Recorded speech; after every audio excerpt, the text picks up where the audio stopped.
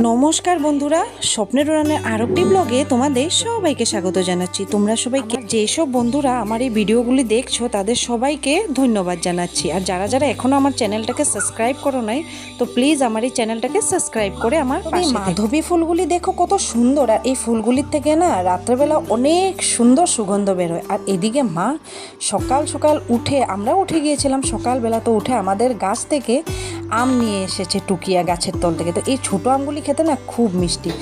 ভোরবেলা উঠেছি, আর সকাল সকাল আমার ঠাকুর না দিলে একবারে ভালো লাগে না। তবে এই জন্য আমি স্নান করে এসে পড়লাম ঠাকুর পুজো দিতে ঠাকুর ঘরে। দেখবে তোমরা সকালবেলায় স্নান করে ঠাকুর পুজো দেওয়ার পরে যেন মনটা কি ভালো হয়ে যায়, সারা দিনটা যেমন ভালো করে কাটে। আর যদি সকালবেলা ঠাকুর পুজো না দেই তাহলে মনটাও যেমন কেমন করে। তবে এই আমাদের এই মনাদের পড়ার রুমে বজরং বলি, তো সেখানেও পুজো দিয়ে দিলাম। দিয়ে এবার ভাবছি এসে পড়েছি, কেন কি বাচ্চাদেরকে সকালে একবার খাওয়িয়ে দাওয়িয়ে পাঠাতে হয় স্কুলে। তবে এবার রান্নাবাড়া করতে দেরি হয়ে যাবে, তার জন্য রান্নাঘরে এসে পড়েছি যে রান্নাটা বসিয়ে দেব। তো এদিকে চাউল টাউল ধুয়ে নিই। আর আজ যেহেতু মঙ্গলবার, আর মঙ্গলবারও আমাদের নিরামিষ হয়, তো তার জন্য আজ নিরামিষ কি রান্না করব তোমরা দেখো। তবে আজ নারকেল দিয়ে রান্না হবে। এদিকে আমার ভাতও হয়ে গেল। তবে কি বলো তো, একটু ব্যস্ততার জন্য আমি রান্নাগুলো ভালো করে স্টেপ বাই স্টেপ দেখাতে পারি না। তবে একদিন আমি স্টেপ বাই স্টেপ এই রান্নাটা নিয়ে আসব, কেন কি আমি একাই মোবাইল হাতে ধরে ভিডিও উঠাতে হয়, রান্নাও করতে হয়, তো তার জন্য। তবে নারকেলের দুধ দিয়ে কাঁকরোল বানাবো। কাঁকরোলগুলোকে কি সুন্দর দেখো সিদ্ধ করে একটু ভেজে নিয়েছি। আর খানিক পরিমাণে বহুত পরিমাণে নারকেলের দুধ দিয়ে দেবো। একটি বা বড় সাইজের হলে একটি নারকেল হলে চলবে, আর ছোটো সাইজের হলে দুটি। তো বেশি পরিমাণে নারকেলের দুধ দিয়ে দিলাম, বাস হলদি নুন দিয়ে আর একটু মিষ্টি দিয়ে এই রান্নাটা হয়। আর এই রান্নাটা বাচ্চারাও খেতে খুব ভালোবাসে, আমাদের ঘরে সবাই ভালোবাসে এটা।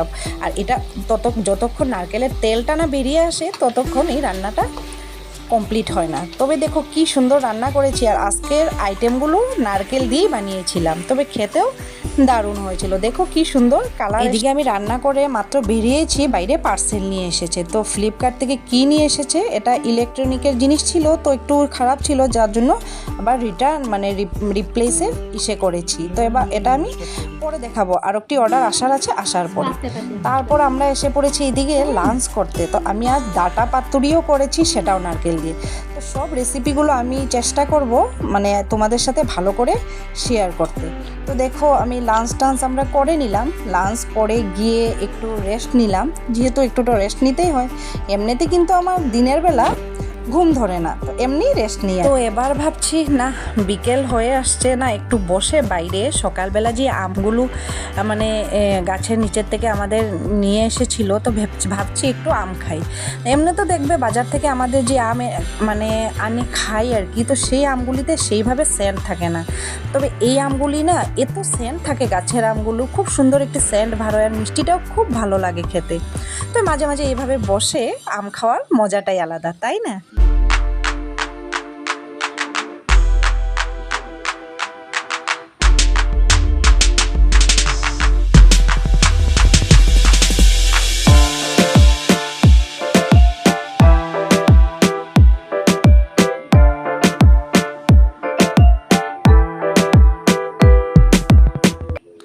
সারাদিন খালি খাওয়া খাওয়া।